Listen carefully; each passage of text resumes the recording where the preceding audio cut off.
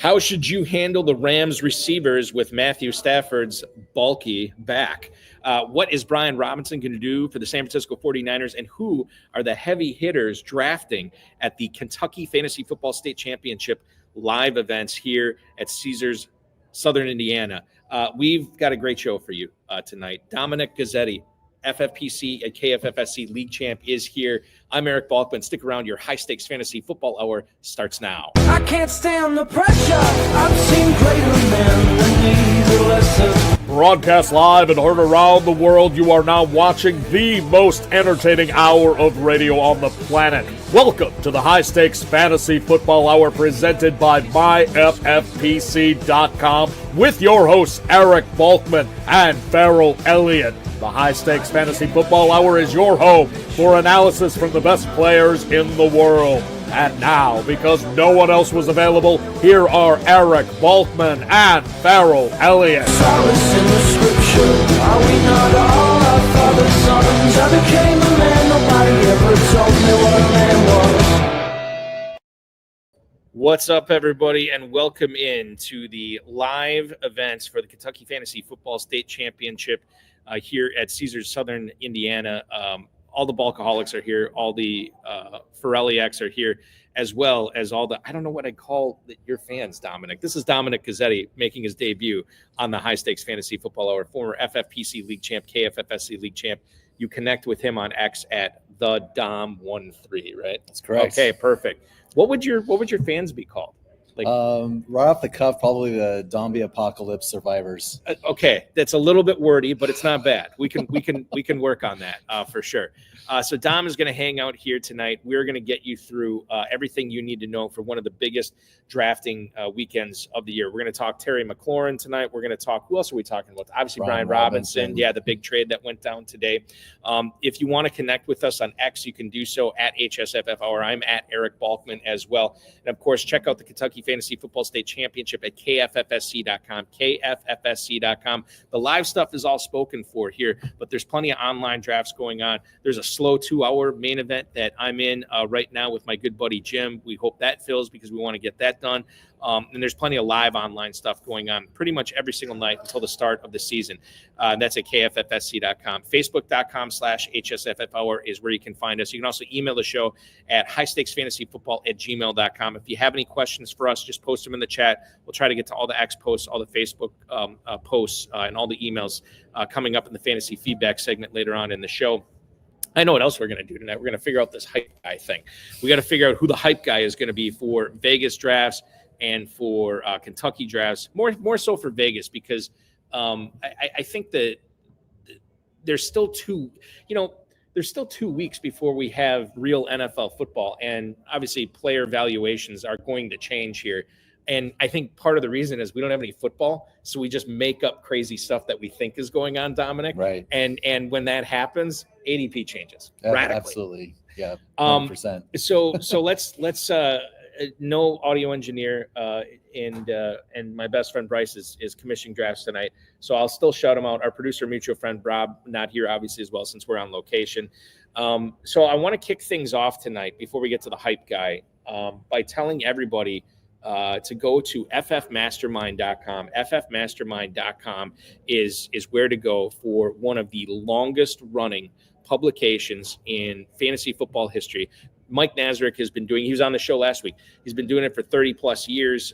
Remember, with the code FFPC18, FFPC18, I'm going to post it right now here so everybody knows what code to use. FFPC18. If you utilize that code at ffmastermind.com, you are going to get a significant discount. It brings the Super Bowl package down from $59.95 all the way down to $41.95. So make sure that you're taking advantage of that at ffmastermind.com, ffmastermind.com. Remember that code, FFPC18. This is some of the best stuff you're going to get. Mike Nazarick has seen it all. He's done it all. He's seen it all. How long have you been playing fantasy football, Dominic? 2007. So 2000. So you're looking at like 15 years, roughly, a little bit more. Yeah. And Nazarick's been doing this since like the Nixon administration, essentially. So there's nothing that he has not come across that he hasn't seen before. ffmastermind.com. Use that code FFPC18. Let's get into the show tonight, ladies and gentlemen. Big Gorilla drafts going on, FFPC main event drafts going on, the Super Bracket's full, the Terminator drafts, Dynasty, Empire Dynasty. I'll check it out at myffpc.com. Am I forgetting something? No, that's everything. That's everything we have going on. So myffpc.com is where to go. Remember to like this video, subscribe to the channel, comment on the video, share it with your friends, share it with your enemies, and get notified each and every time we go live. Let's get to know you, Dominic. I know you. We've hung out before. You visited me in Appleton, which was awesome. Tell the viewers what you're doing for a living when you're not crushing all these fantasy football leagues.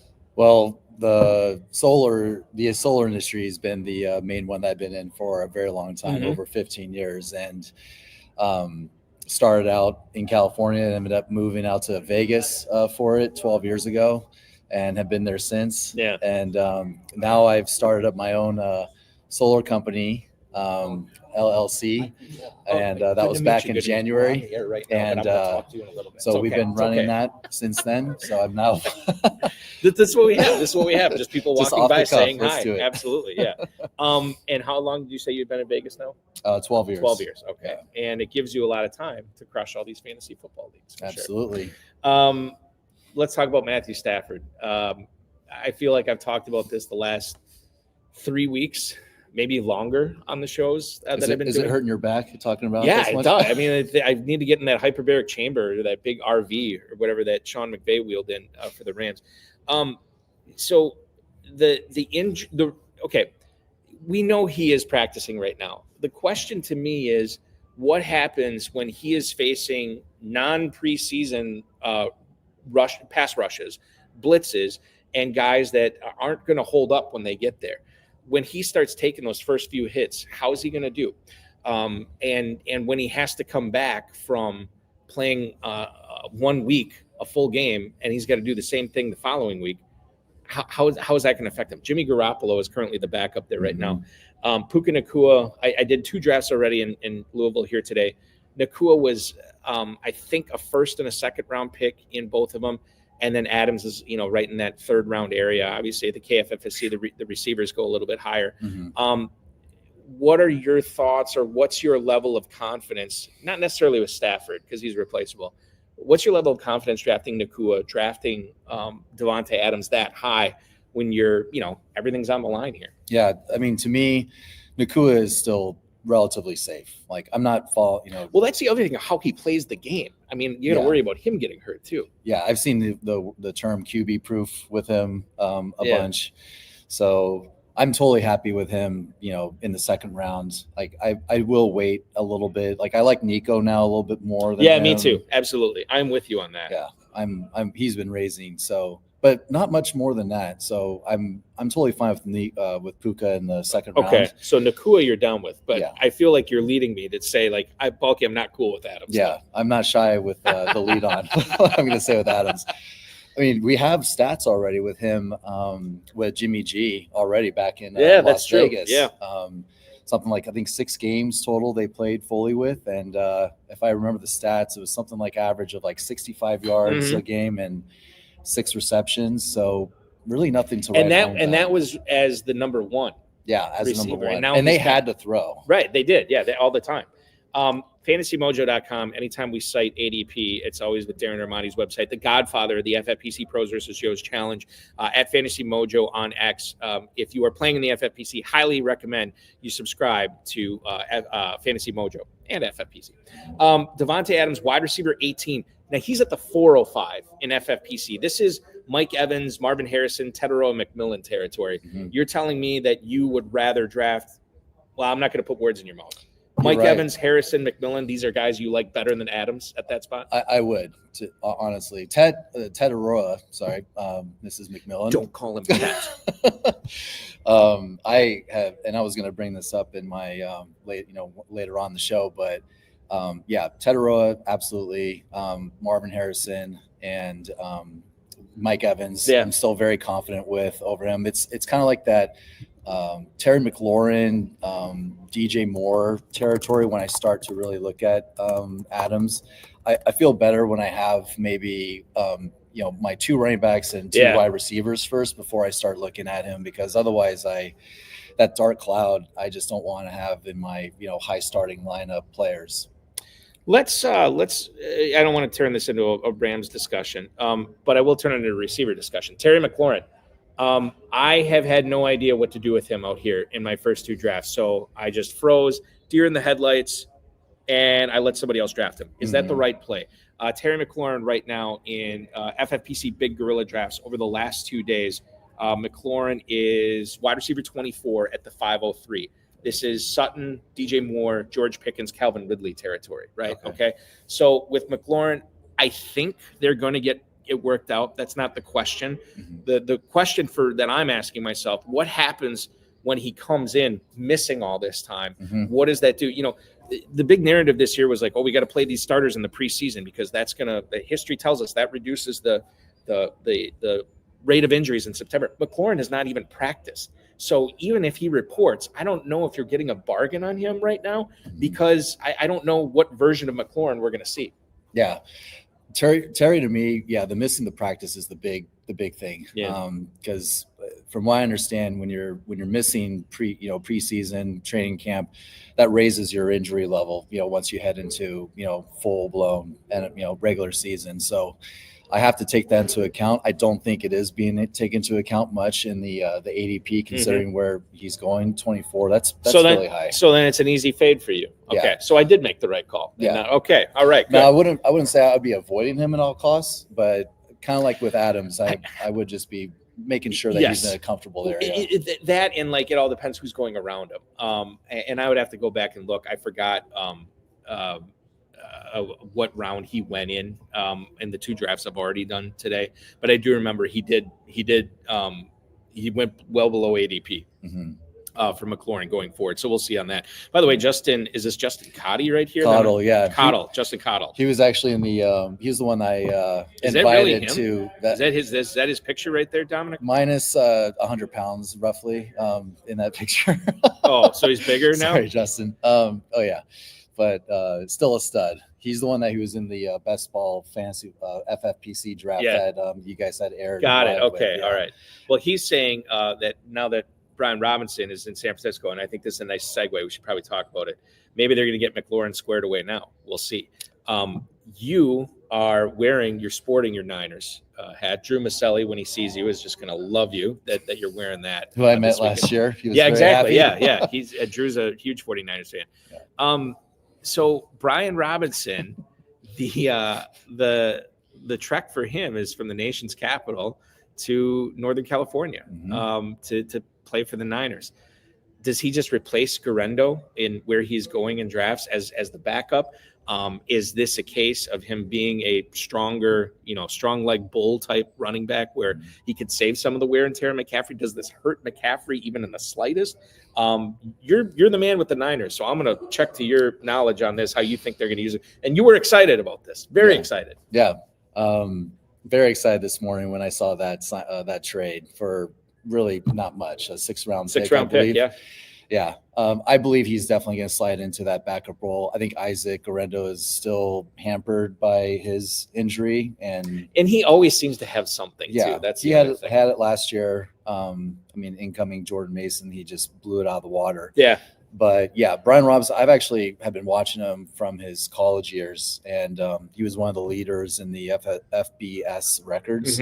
So I liked him going into the NFL. I think he's just getting a little, undervalued from the, in the NFL in general. But luckily, the Niners saw some good value. I think that he just slides in. I think that also leaves a sigh of relief from the Niners that they've got someone that's super capable in case, God forbid CMC misses time. But it also allows them, I think, if I'm thinking if I'm one of the, coaches that, hey, I can let the reins off a little bit on CMC because, if we're going to win games, we want to make the Super Bowl. So we got to let CMC, cook.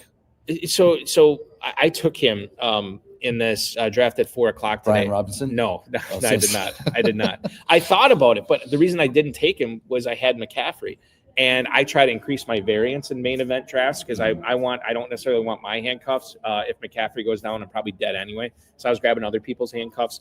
And I'm sorry, I shouldn't use that term. Other people's backup running backs.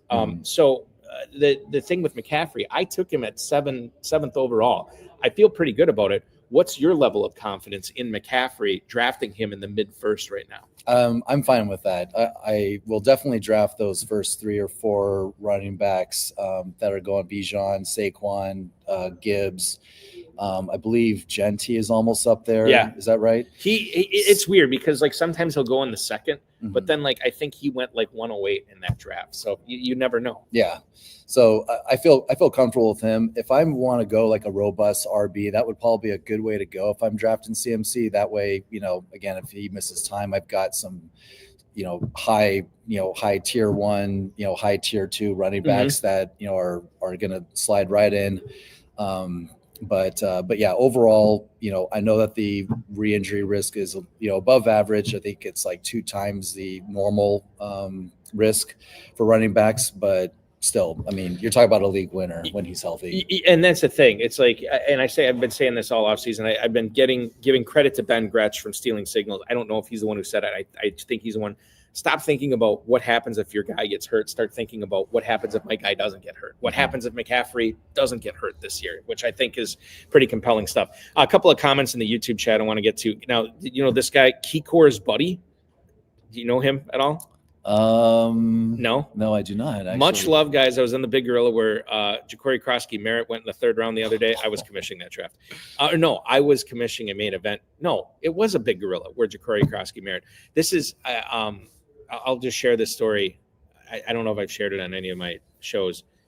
But the dude asked me to stop the draft. I was commissioning it, and he had auto-picked JCM. And then I said, yeah, what do you need? And he's like, actually, my dogs were attacking the mailman outside, and I had to stop them. But I was going to take Krosky-Merritt anyway. Just let's resume. I'm like, okay. He's like, yeah, I'll just take him a little bit earlier. So we did. And then look at this from Justin Cottle. Truly bang Niner gang now with Bijan or with Brian Robinson and Ricky Pearsall, the 2 guys who were shot prior to their rookie years, headed up by, of course, Glock Purdy, who I drafted tonight as well too. So nice. Okay, we talked about McCaffrey. I know who we wanted to talk about here. As Team Corky's comes by, Oink, do you guys want to come be on the show? Sure. All right, pop around behind us. You got to pop because we have the camera going out this way.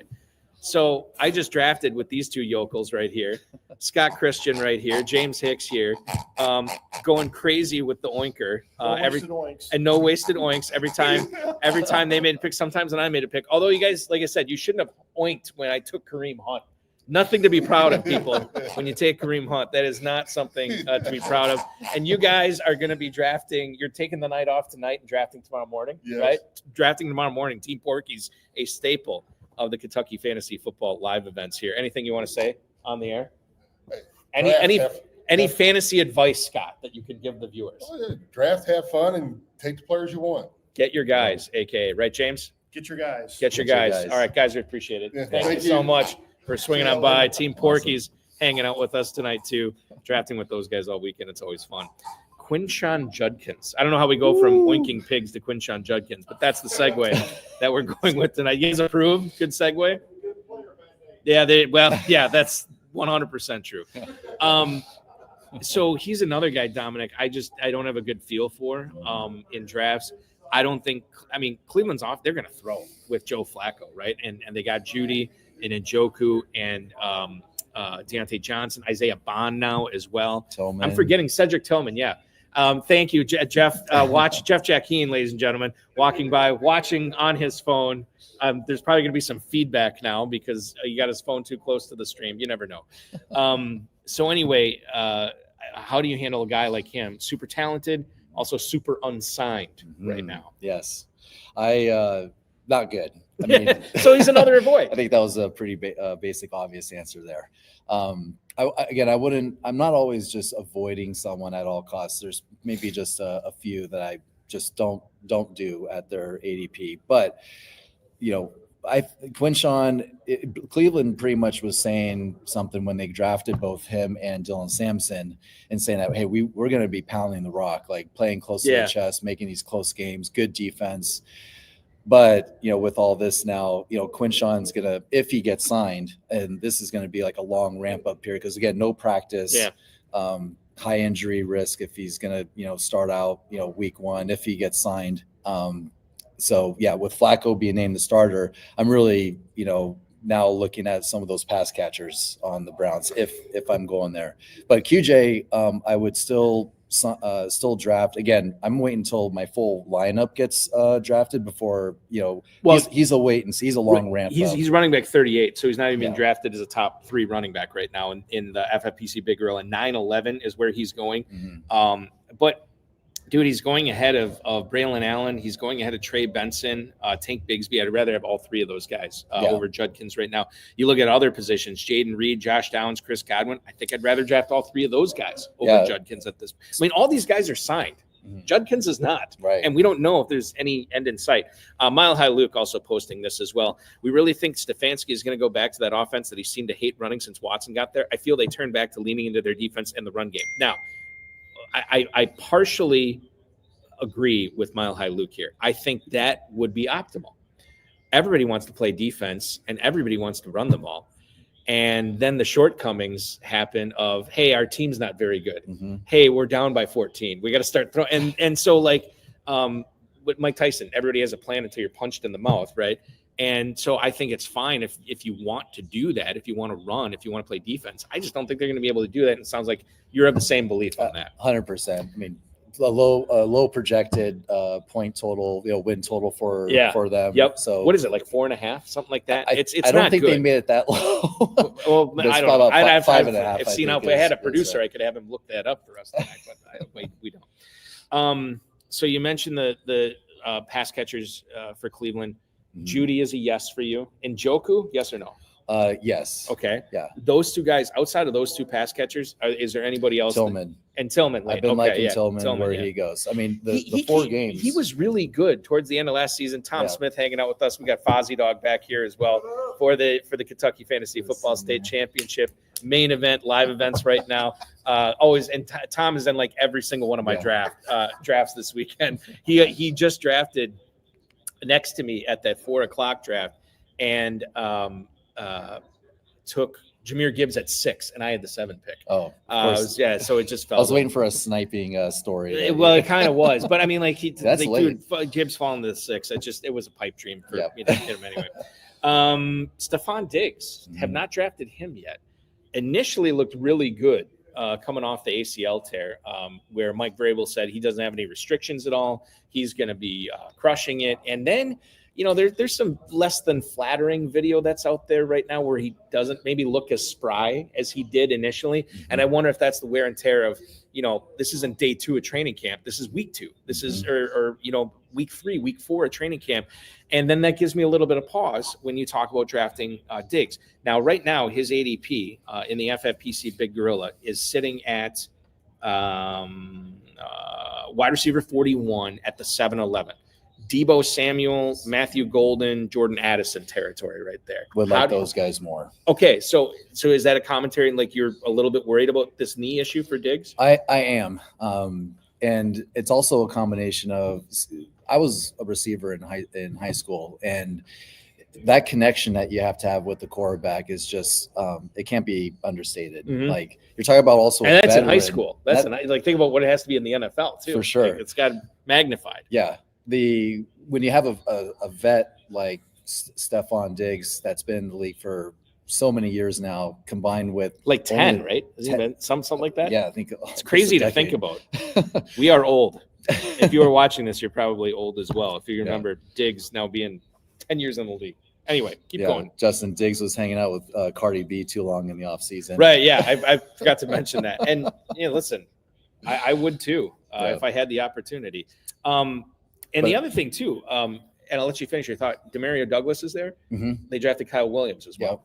Yep. And I drafted Hunter Henry, who is going to catch, 50, 60 passes this year again as well. Yeah, and going super late, I'm sure. Right, but the whole point is, like, we talk about Diggs' knee, but there's also the issue of these other guys around him as well that are going to want targets, that are going to need targets. He is going to be 32. Stephon Diggs is going to be 32 this November. Right. And he was drafted in 2015. So this is his 11th year. Yeah. So there you go. Right. Okay. So Diggs, we have covered. You do not like Diggs this year. Yeah, again, not a total avoid, but again, like I've got my full lineup already drafted. I've got maybe my first or second bench spot. I've seen that with the injury that he won't come. See, I look at when they're going to go to pre-injury form, and so a lot of the doctors on Twitter that I just follow, do project. Hold on, are they real Twitter? Are they doctors on Twitter, or are they Twitter doctors? Because there's a difference. I know plenty of Twitter doctors out there that I would not trust anything regarding them with. But if they are real doctors that just happen to be this one in particular is definitely legit. Okay, all right. Week 5 is when they're looking at above 90% pre-injury form. So okay, I'm gonna go into it with that. He's if I draft him again, I like those guys above him, but he's on my bench until then. But you're going to see that pretty early on if you, week 1 when he starts playing. The Bears offense we have not talked about. I was actually asking the Dizzle about this because I don't know how to feel about it yet. They looked awesome against the Bills backups. And I think there is a palpable energy with people wanting to draft Caleb Williams, Luther Burden, Rome Odunze, DJ Moore, DeAndre Swift, Colston Loveland, Cole Kmet, Walter Payton. The list goes on and on.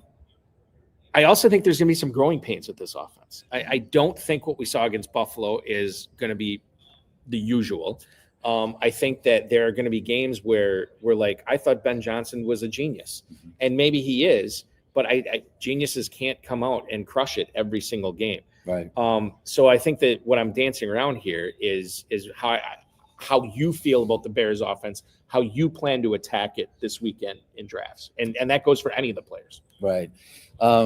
I was really low on Rome, almost to the point where he was a total avoid, considering the guys around him that I was drafting. Okay, so why was he a total avoid then? Like just because other guys that were going there you liked better? Correct. So you weren't avoiding him. You just found guys that this guy is going at the same spot as you. Okay. I get it. That's definitely more like it. But I've been a lot higher now on Rome. I like what Ben Johnson's saying when he's when he's being interviewed. I like the fact that it's a better head coach even though he hasn't been a head coach before, that anything that better offensive mind for sure. Yeah. He said some things that have kind of sparked some fire underneath some butts over there. So it's really relying on Caleb and how much trust you have in him getting to that point where he can lift those receivers to where they are fantasy stardom. Yeah. If there's Cole Kmet, I have been taking in Kentucky best ball drafts as my third tight end. I have not taken him. I don't plan on taking him as a backup tight end here. Wyatt Farrell's calling you. Farrell, why are you calling me right now? Do you know we're on the air? He wants on. Maybe he does. Should we put him on right now? Yeah, why not? Okay, hold on. Here it is. Hey, Farrell, we're doing the show right now, right? No, I don't see you. Okay. That's the Farrell Elliott we know and love. Okay, so if there's one guy I am not interested in drafting this weekend, DJ Moore. I will take Luther. I took Luther Burden in that 4:00 draft. I would take Rome Odunze at cost. DJ Moore gives me the willies. There's talk about Odunze could be the number one. There's talk that Burden might have this late season surge where he comes on in the second half of the year and really becomes that wide receiver one. Remember, he's primarily going to be playing in the slot, and that's where Amon-Ra St. Brown was. And I'm not going to compare the two, right? But I just kind of did. So you have that. I'm fine with Colston Loveland. When you get that kind of real NFL draft capital, the chances are you're going to be a pretty good pro. I'm a little bit worried about him getting off to a slow start because of the injury, because he's a rookie. But Moore is the guy, man. Like I don't hear, I hear about the attitude stuff. I hear that the stuff that comes out of Ben Johnson's mouth is really positive when it comes to Burden and Odunze. And I'm not getting that same feeling with Moore. I'm not hearing the same things with him. He's the one fade I have for the Bears this year. 100%. I'm in total agreement there. So we are of one mind there. Let's go to the next point here. I'm going to skip listener emails. Sorry, listeners, because it's already half past the hour. And we have so much more to get to. Let's get to this. A player or players that you are looking to get on a bunch of teams this weekend, Mhm. and then a player or players that you can tell me right now, I guarantee you, Balky, this guy will not be on any of my teams, or these guys will not be on any of my teams this year. Right. And I'm happy I sent out this YouTube link to all of my fantasy leagues that I'm in. So they're going to know, hey, at the end of every show, share with your friends, share with your enemies, right? Share with your enemies. I followed specifically. suit. Yeah. I did that. But yeah, one guy is Ricky Pearsall, and I'm not That saying you like or homerism. don't like? That I you like. Okay, Yeah. good. Then we're of one mind here. That's another. I drafted him at 1:00 today. I feel really good about it. Congratulations. Thank you. Yeah. Looking at a league winner right there. Why is it? I mean, obviously everybody's gonna be like, oh, yeah, sure, the guy in the 49ers hat is going to talk up Pearsall. Specifically, what do you like about him and his fantasy prospects this year? Where he's going in drafts still, Yeah. which is just a crime in my opinion. A crime. A crime. That is bold talk. I'm looking it up right now as far as where he's going in the FFPC Big Gorilla tournament. Oh, the Big Gorilla. Okay. Yeah, I got the Big Gorilla data is what I have on Fantasy Mojo Got it. over the last couple of days right now. So Pearsall has an ADP, and actually I'll tell you his high point and his late point too in drafts. Gone as high as 501, gone as late as 709. Oh, okay. Settling in All at right. 606. Okay. That's not criminal. That is not criminal. Okay. Not criminal. With I guess the drafts I have been in have seen him go filled with draft criminals, Yeah. but not here at the Kentucky Fantasy Football State Championship two or the smarter minds FFPC here. Big Gorilla. Yeah. So I'm happy there. It's a cost thing. It's a draft cost thing. And obviously talent and role plays a big part in this too. And the wide receiver room in general, just being, just have question marks. Juwan Jennings, Decimated. Having displeasure. Is that a real calf injury? Or is that a hold-in calf injury? I do not know. Niners alone just have the curtains up all the time on what's actually happening. But just the simple fact that he's not practicing again, just he's not getting into that football shape. We saw what Ricky Pearsall could do last year in those 2 or 3 games when he just exploded. So we know what he's capable of. So I'm definitely trying to get him where he's going. I'm happy to see that his ADP went up. I know it's kind of weird to say, but he's wide receiver 33, so he's sort of like a back end third wide receiver right now for people. So yeah, I mean there's you can make a lot worse picks in the 6th round than Ricky Pearsall in the FFPC Big Gorilla right now. 100%. That's a guy you like. That's a guy that I like for sure. You already said you don't like DJ Moore. Who's another guy you don't like this year? That I don't like. And I will take a little hat tip to Tedroa McMillan. I was drafting him at least a round above his ADP. I think he's just going to be a smash for the Panthers. Obvious number 1. This is why we can't not sit in the same draft next to each other, because you and I are of the same mind on Tedroa and McMillan too. Another guy I just drafted. I took him. Actually, I might have reached on him, but I took him in the 3rd round of this main event in Kentucky, and I started off with McCaffrey, McConkey, and McMillan. And I did a version of that. Round? Yeah. I did a version of that last year in the KFFSC, one of the KFFSC auctions, and I won the whole thing, where I took all these Mick M guys or whatever, the MC guys, and it ended up working out. Now, not all of them were great, but I ended up winning the league, and hopefully I can do it here. I just think his target share, target volume is going to be out of control. I think that whole NFC South is just going to be chock full of a lot of not blowouts, shootouts. And you look at even the good teams, like Tampa's back 7 is not great. New Orleans, we already know the story with them. They can't defend, they can't score. Carolina, I think I was expecting them to utilize a lot of draft capital on their defense, and that didn't happen. They went to the offense, so the offense is even better this year. Right. And then who's the other team? Atlanta, which is a team built Tampa, for shootouts. I think shootout. like if there is one division in pro football that I'm going to have the most players on, it's probably going to be the NFC South this year. So McMillan is another guy you like. That's right. Okay. To what I don't like. Yeah. Brees Hall. I mean, that's probably not an uncommon take, but I will not have him on any of my teams now going forward, especially where he's going. JJ Zachariason wrote about this in a recent late round email that I read, and I'm going to bring this up right now because I think on the surface I agree with you. Running back 18 at the 407 right now, which is high, but if he is going to be getting because Braylon Allen was never a big time pass catcher. If he's going to get a lot of the passes, Isaiah Davis is dinged up right now. There's value in that. And I'm thinking through this out loud right now, whether I would take him in the 4th round. And I guess the first thing I think of is the offense. Quarterback's Justin Fields, where he will look for his first read and then run. And I don't think Breece Hall is going to be the first read on a lot of plays. It's like, hey, let's scheme this to Garrett Wilson. Let's scheme this to Mason Taylor.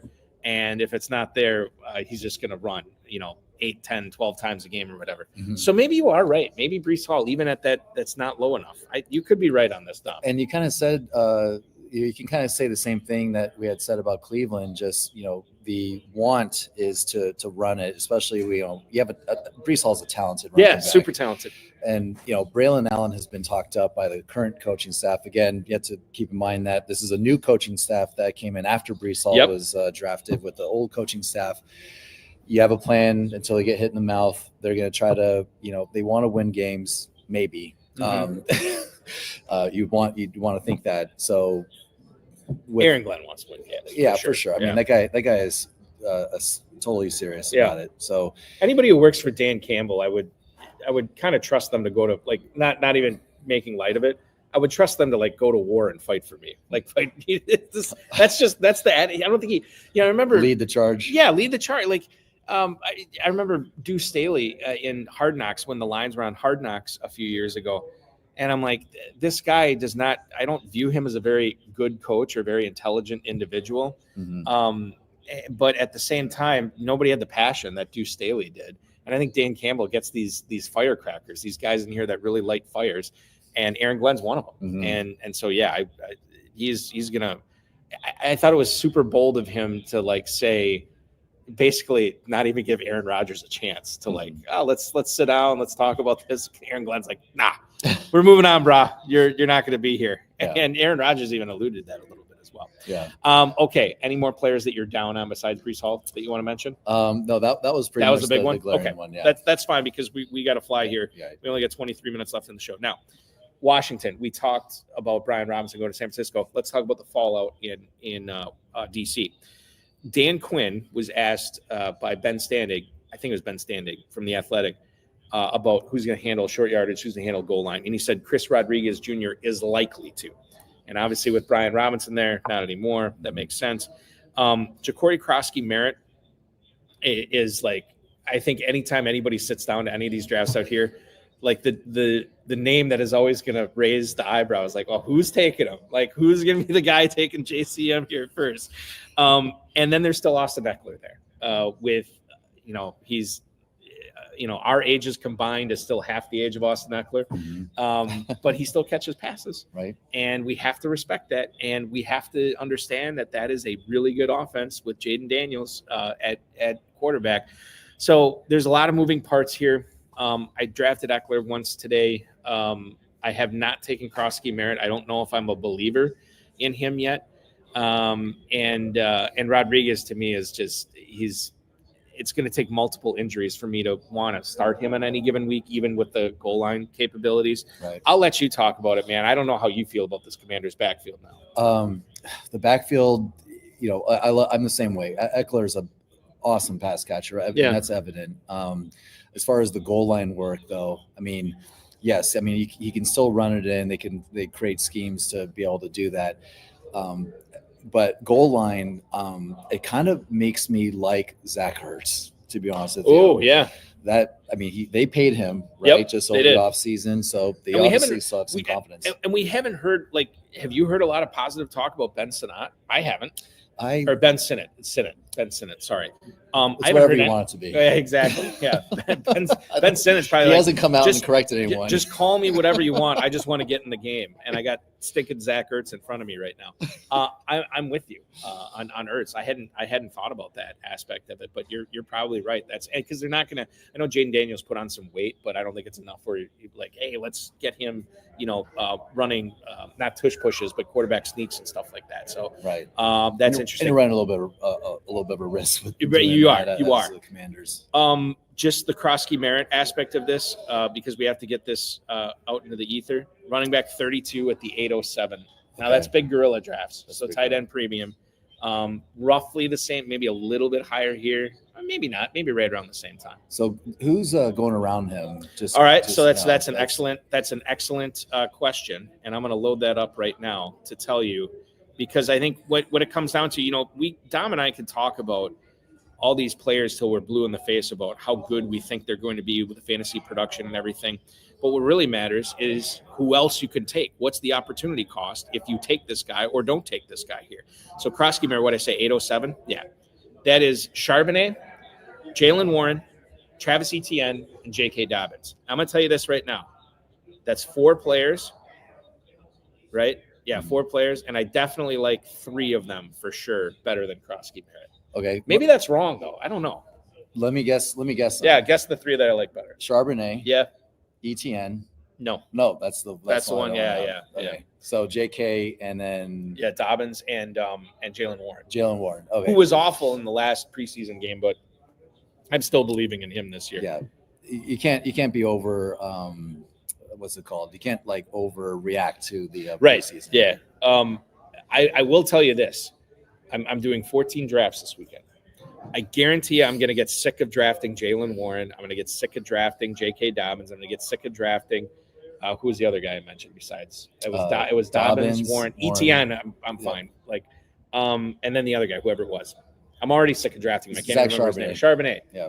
And there's me one draft, and I'm like, you know what? This is my Krosky Merritt draft. And I'll probably only draft him once. Yeah. But I always there's always these FOMO picks, right? You don't want to, what happens if Krosky Merritt ends up rushing for 1,100 yards this year and 8 touchdowns, catches 40 balls? I mean, there's a universe that exists where that could happen, right? So my best advice is if you are drafting 1 or 2 leagues, I totally get it that you're staying away from it. If you're drafting like a dozen, probably get a share. Shot. Yeah, take a shot. You never know. Right. And it's not like he's a blatant lineup, a starter in your lineup going in that. No, eighth round. Okay, if you don't like Austin Eckler because he's old and brittle, shouldn't you like Krosky Merritt then? Absolutely. It would make perfect sense. If you don't, Chris Rodriguez, how many chances has he had to be good? And he hasn't been. Shouldn't you like Krosky Merritt? I mean, this trade. I'm talking myself into this right now. I'm going to draft him in more than one spot now. This trade didn't happen because of their confidence in Chris Rodriguez. Right. Yeah, exactly. Yeah. Maybe it hampered their confidence in Zach Ertz. What is this from Justin Cottle? Dom's ears perked up at J.K. Dobbins. Are you a Dobbins guy? So I've been in a long time. He's the guy who runs the 20-person auction draft. Oh, right. I always chat about. Yeah. And which, by the way, those guys are top tier drafters to boot. They could. You have to be in a 20-team auction league. Jesus. So shout out to the auction league sickos. So I've always talked up JK, Doak Award winner. When he's healthy, just been a total smash. Nick Chubb so Justin can't get enough of me talking about. And the other thing with Dobbins is and this is another guy that I have not been drafting a lot, and I should. No matter what injury befalls him, he somehow comes back. He should have been out of the league 3 season-ending injuries ago, and yet here he is potentially starting for the Denver Broncos. Shift to our focus to the Dallas backfield. Jaden Blue returned to practice earlier this week. Good. He was out because of an ankle injury. And now he's in line for passing down work in Dallas. Miles Sanders, Javonte Williams have reportedly stayed ahead of him, although Jaden Blue has gotten some first-team work as well. How do you handle a guy like Jaden Blue in Dallas? Is this a guy? I think the easy answer could be to hell with it. I'm not touching any Cowboys running backs, but there also could be some value there. If there is value in Dallas, Don, I don't think it's going to be with Javonte Williams or Miles Sanders. And maybe this is just me being excited about the shiny new toy in Jaden Blue, but that's the guy I'm excited about here. Yeah. Just Dallas in general. They kind of remind me of, a little bit of the Bengals, just, below average defense, going to have to be throwing a lot, a good quarterback that has been prolific when he's been healthy and Dak Prescott. And now has George Pickens. Yeah. So this wide receiver tandem. I feel like when he had CeeDee Lamb and Amari Cooper, he was absolutely crushing. Absolutely. And now he's got Lamb and Pickens and Jake Ferguson they just inked too. I mean, say what you will about Ferguson, but that dude, he doesn't really screw up. he might catch it and fall down, but he's going to catch a lot of balls. Yeah, but I do like Blue. Jaden Blue, Cam Scadaboo, Quinshon Judkins, Braylon Allen, Joe Mixon, that territory. Where do you stand on Blue versus those guys? Well, and I know I didn't know Mixon fell all the way. Oh, yeah, down Mixon there. right now, 908 as running back 35 in the FFPC Big Gorilla over the last 2 days. That's courtesy of fantasymojo.com. Yeah, probably Mixon would be the one that I would pick up. Again, Mixon over Blue? Yeah. Okay, see, now we can disagree because I would take Blue over Mixon. You wouldn't take Blue. John McClain was talking about this, who covers the Texans, and he said that he was asked about what's the status of Mixon, and he said Joe Mixon doesn't know, and the Texans have no idea. That's ninth round, man. I just give me a guy that is playing, practicing, did not hurt his foot or ankle in some sort of nebulous injury in the offseason. I will probably, if you were to ask me what's one player you're sure you won't have, Mixon would probably be the closest player I could think of. I don't think I'm going to draft him at all this weekend. But I get it. You still look at the upside there. I just look because if he does come back week 2 or week 3, boom. Exactly. He was able to do what he did last year with relatively the same type of, below average offensive line. I mean, you could argue that it even got worse over the offseason. I think it did. You could also kind of give some credit to CJ Stroud. He regressed pretty badly, and I think he's going to go back now to more of a positive regression. So the ball's going to be moved just fine, offensively. And I mean, Mixon is a great running back when he's healthy. So again, I've already got my, typically I've got my lineup set, the guys I drafted. By the time that comes around, he'll be, someone that doesn't hurt me much if I have to drop him in case, right. A Jaden Blue starts to pop up, and maybe someone or Cam Scadaboo. I love that guy. Well, Scadaboo he hurt his hamstring, yeah. And I think it was like a recurring or a re-aggravation of something. And he came back to practice this week. He is comfortably behind Tyrone Tracy right now on the pecking chart. According to Jordan Renan, who covers the Giants for ESPN, Renan said that Tracy would. I'm reading a quote here, would 100% function as the lead back for the Giants in 2025, and Scadaboo is the complement. And yet these guys aren't. I saw Tracy go in the 4th round of one draft out here earlier today. Fourth, yeah, for Tracy. But normally, I mean, if you look at where these guys go, Scadaboo versus Tracy right now, again, big gorilla over the last 2 days of drafts. And I know I keep saying that, but it's because one of my laptops died, and I am using my phone to check ADP data right now.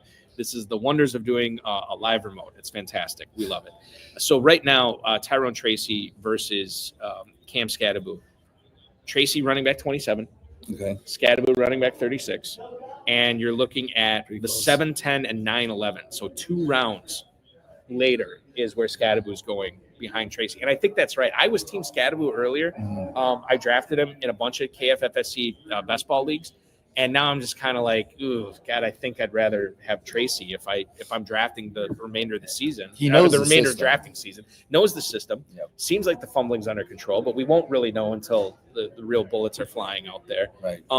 So you love Scadaboo, but do you still love I love him as a player. But I just as love far his as running fantasy, style. when But you're looking in the fantasy, 9th round, if I had to choose, if I'm choosing between a 7th round Tracy and a 9th round Scadaboo, I mean, I would definitely lean to Tracy. 7th round Tracy. Okay. Yeah, all right. sure. Perfect. All right. What do we want to get to next here? We talked about Scadaboo. Worried about Malik Neighbors at all? We did not talk about Malik Neighbors. He's got 3 separate injuries he's been battling in the preseason.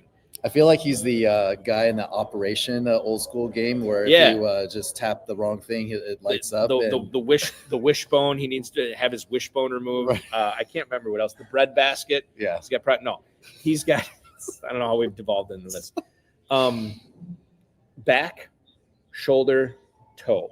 Yeah. Those are and apparently he's just fine. The Giants. He's fine, just fine. Will they shrink wrap him? Well, they're managing him right Yeah. now, and I think the thing to keep in mind is, and I took my first pick of live draft weekend here in Caesars. My first pick was Malik Neighbors, 108. I drafted him with confidence. So obviously, I still believe in him. I guess I'm not worried per se, but I think that this could change. I don't think it will change. So I think I'm okay with him in the mid first. Would you take him 108, 109, that area? So if late first round is a little of a reach for me, You'd be more likely to take him in the comeback of the second. Yeah. Okay. All right. Because here's the thing: is the first round is definitely going to almost dictate what I'm going to do in the second round. And if I'm if I'm drafting Malik Neighbors, I'd like to know that I have something to supplement him with. Another wide receiver that is just high in that tier, right? In case he misses time, and Mm-hmm. because I feel like the whole Giants offense just relies directly on him.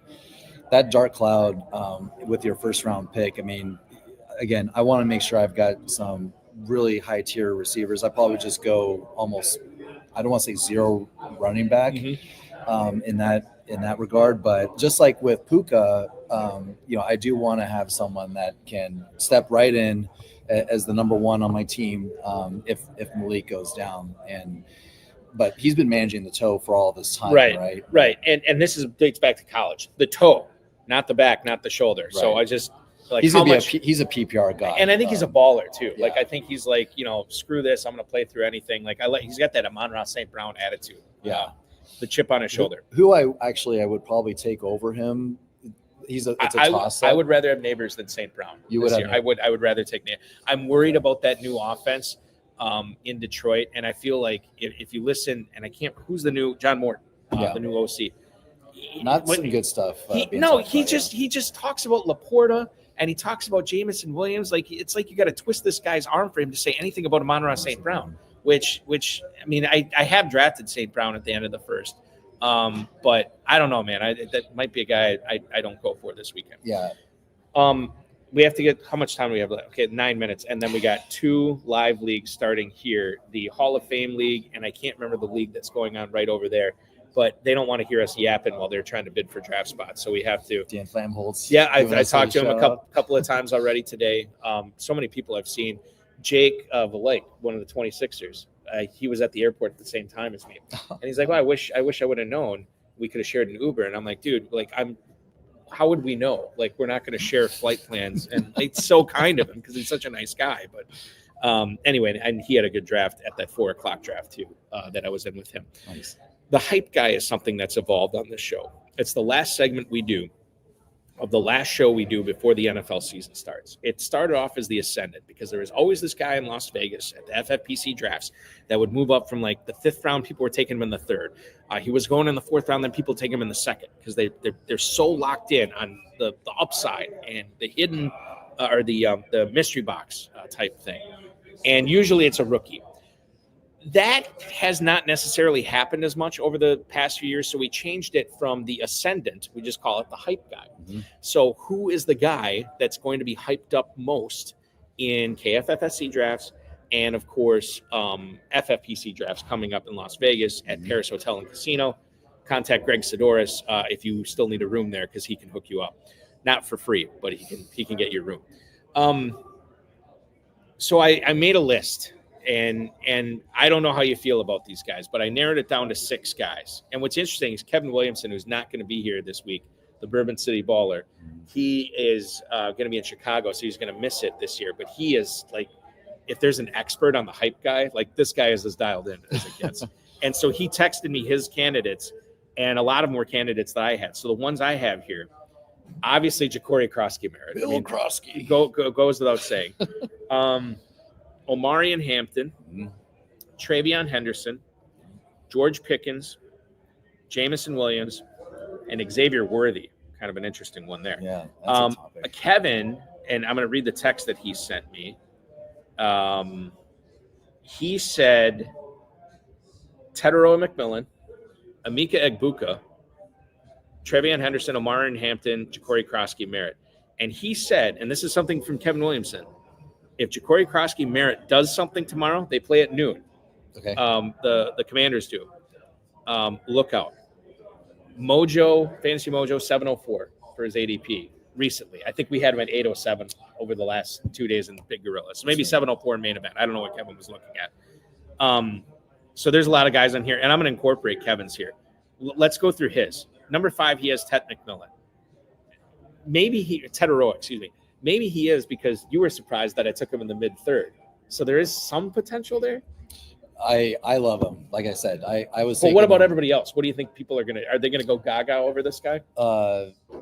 No, I don't. There was one play where Andy Dalton's arm got hit on a bomb to McMillan, and it would have been a huge 55-yard touchdown. But his arm got hit by a pass rusher, and it was incomplete. Mhm. If that was complete, dude, we're talking about McMillan to the moon. Yeah, T-Mac exactly. to the moon. Yeah. Okay. Emeka Mika Egbuka. Buka. That's my name. That was the first name before you started naming off your list. Now, the That only was the thing that one. could throw cold water on that is Chris Godwin, we found out, is not going to be on PUP or IR to start the season. Like, they're going to keep him on the active roster. Hopefully he's back by week 4. What version of Chris Godwin we get, I don't know. Yeah.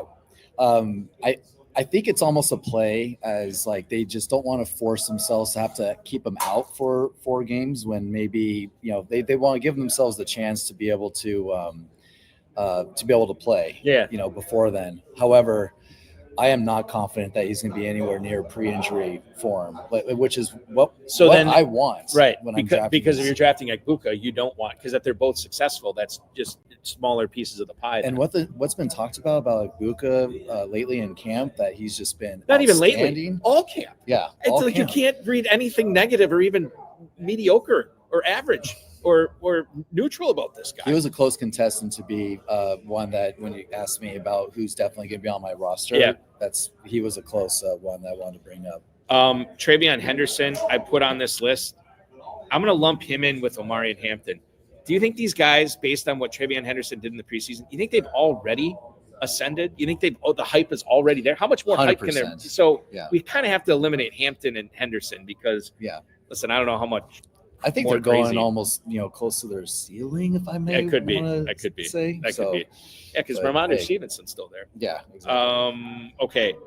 And Ja'Cory Krosky-Merritt. Yeah. He's going to be hyped up, but hyped up to the level of like, I take that. I mean, 3rd round in Big Gorilla, 4th round in Big Gorilla. I mean, Maybe there is something there, ladies and you're gentlemen. putting your chips all on that, all on him. When you're Okay, drafting him so high, we won't. We will eliminate McMillan, Henderson, and Hampton. We will not eliminate Egbuka or Krosky-Merritt. right. And then here's the non-rookies: George Pickens, Jamison Williams, Xavier Worthy. Pickens, I think, because he's in a real passing offense with a real quarterback. Right. Jamison Williams, we've heard all offseason about Whiskey Bill, John Morton talking him up. The new offense for Detroit. I say new, it's newish. It's not like brand new. Right. But that might feature him more. And then Xavier Worthy, if this is a Rashee Rice suspension of like 6 games or more, that's just significant. And this could be huge for Worthy. In fact, there are people, smart people, not like me, that will tell you that they're shocked that Worthy's ADP has not gone higher than it has been with this Rice stuff going on. So is there anybody off the top, Pickens, Williams, or Worthy, or maybe we can lump them all together? Do you think their hype will match or exceed Egbuka or Krosky-Merritt? Oh, exceed. Meet or exceed. Oh, meet or Yeah. exceed. Because if it's lower, then we eliminate it. Right. Pickens, I feel very confident in, just like you said, improved Okay. offense. All right. They're going to be throwing Right. a ton. And I wouldn't say Jameson. He's already going high enough. Pickens, by the way, just before you go on, 504. 504. Okay. And he's gone as high as the 405. I don't know if he gets – well, I guess he could go higher. He's wide receiver 25 right now. So I mean, there's something there. Okay. You There's said a shred of space for Okay. him to start. so. Then let's just eliminate him because he just can't go up anymore. All right. Jamison Williams though 509, gone as high as the 406. He's Man, wide receiver 27. I've been torn on him. I mean, you made a case about the new offensive coordinator, having some. I don't want to say grumblings, but Well, just like stuff With- that he's with- mentioned about, like, hey, we love this guy. I think he's going to be big this year. Reading between the lines a little bit. Right. Anyway, Jamison Williams. Tough for me to get on board, with the other guys that are going around him. I mean, it doesn't like, let's not worry about that. Let's just talk about the likelihood that they'll go. that this guy is going to, not to the moon, but significantly up. People are like, I got to get me some Jamison Williams when we get to Paris and Las Vegas. Yeah, I think with the high stakes fantasy football contestants, definitely higher than what the early 5th round, I think you were saying. Yeah. Okay. Yeah. Well, no, contested. 504 was Pickens. 509 was Jameson Williams. Then same. Okay. Same. So we'll keep sentiment. him in there, and then Xavier Xavier Worthy, Worthy. 409. That's a little rich. Yeah, it's a little rich, and who's going to be going crazy on him? So okay, let's throw him out. Let's throw him out. So here's what we got: we got Jameson Williams, we got Ja'Cory Krosky-Merritt, and we got Emeka Emeka. Egbuka. I think I always lean into the guest for this every year, and in the interest of it being already 8 p.m. here, and they're getting the bidding going for the draft slots, I'm going to defer to you. I think you want to make this year's hype guy, and I think it's a good choice. I think it is Emeka Egbuka. You named it. All right, Emeka Egbuka. Emeka There you go, Egbuka. Kevin Williamson. You heard it here first. And I the think guy and by the way, Kevin had Egbuka 4th on his list. Oh wow. Okay. But we're moving him up to 1st. Yeah. So there you go. And I think, if I may say, first off, shout out to all my family and friends that have joined up in this live show. I was honored and excited to be He's the man. invited on this. Man right here. So shout out to all the leagues I'm in, my OG SC and my family. And then I think Justin had mentioned way early. Steven Urgalis is going to bring up the trivia on Henderson thing. He's been saying, he's like, oh, Balky sold me on him. Like, yeah, I mean, I guess, but I think Steven's been drafting him a lot more than I've been drafting. So I'll take that for what it's worth. And I couldn't see too clearly what Justin said. Like you asked me, like, who are my followers? Where are they called? Oh yeah, we're gonna go back to that. I'm gonna find that comment right now. He had something. We're gonna get to it. Maybe it's show appropriate. This guy. This the envelope. is the last. No, I went past it. This is the last show before the start of the NFL season. We can do whatever we want on this one. Nobody's gonna care. Here it is. Justin Cottle. Dom fan club name. So we got the Balkaholics, we got the Ferrelliacs. Dom Basses. Basses. That makes it seem like you're stupid, Yeah. which you're not, clearly. I like the creativity, Justin. Yeah. Childish Dombinos, that's not bad. I might just shorten it up to Dombinos. Yeah. Like, Right. Dombinos might be pretty good. The great Dombinos. With your Italian/Portuguese heritage. Yeah, as I've lately found The out. Dombies, yeah, that's okay. Dominated dominatrixes and J.K. Dombins. That's not bad, J.K. Dombins. I think the Dombinos. I think that Let's fits go you with well. that. Yeah. So All that'll be your club. Anything else you want to say before we sign off tonight? Again, thank you so much for this. I'm so excited. Friday night in Kentucky. Subscribe to FFPC YouTube. Yeah. It's the best. It's the premiere for fantasy. KFFSC. You can still draft in it with the online drafts. So if you're interested at all in putting your foot into the high stakes world, that is. We always say it's like it's not a big step. Like you are proof positive of that. Like stepping up from, granted, you're playing in 20-team auction leagues, which is a little crazy. Right. But like the step to playing KFFSC, FFPC. I mean, I have to say I'm proof that my first year into FFPC league winner, League champ. and That's first right. year in KFFC last year was one too. So Dreams really can do be come done. true with the Fantasy Football Players Championship. Okay, so let's wrap things up tonight.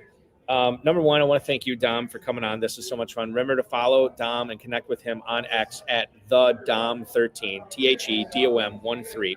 I want to thank Rob and Bryce, even though they had nothing to do with tonight's show. I want to thank the FFPC and Farrell Elliott for his brief appearance on the show tonight. Yeah. We had Team Porky's on. We had who else? Fozzie Dog who popped on with Tom Smith, Finn's fan. Good to see those guys on as well.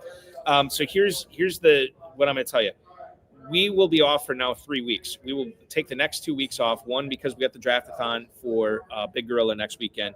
And then we have live events the weekend after that in Las Vegas. So we will come back in 3 weeks on September 12th with a guy I just drafted against. 20-time FFPC winner Ray Segern is going to be coming on the September 12th episode. In case you missed the Better Sports Network's Insider Access show last night, Dave Ventresca from Rotoballer was on with me. That was a lot of fun. And we will be back for the Season 4 premiere of that show this coming Thursday. Tyler Bucher from Fantasy Guru will join me for 2 full hours.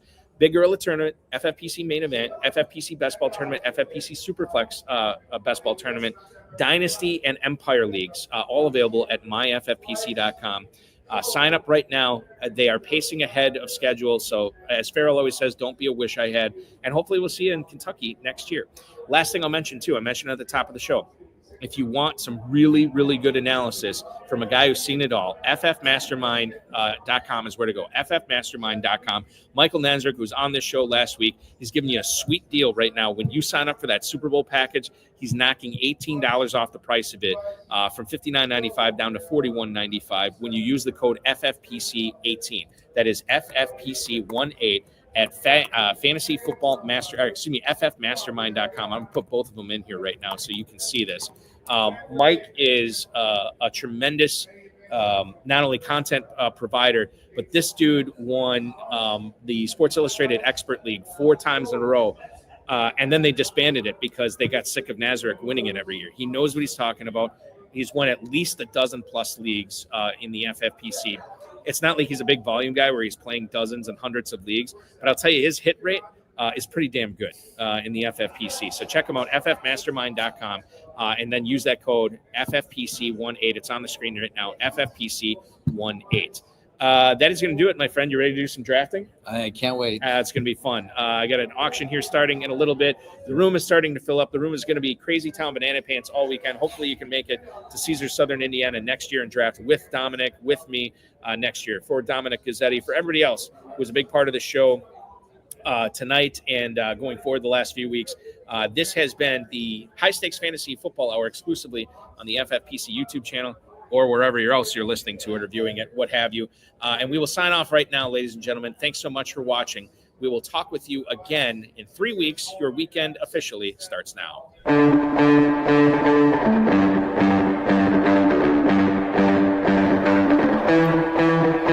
This has been another episode of the High Stakes Fantasy Football Hour presented by myffpc.com. It was broadcast live and was watched around the world. Balky and Farrell will be back next week with more analysis, more interviews, and more advice from guests much smarter than they are. Thanks for watching, and we'll talk with you again next week.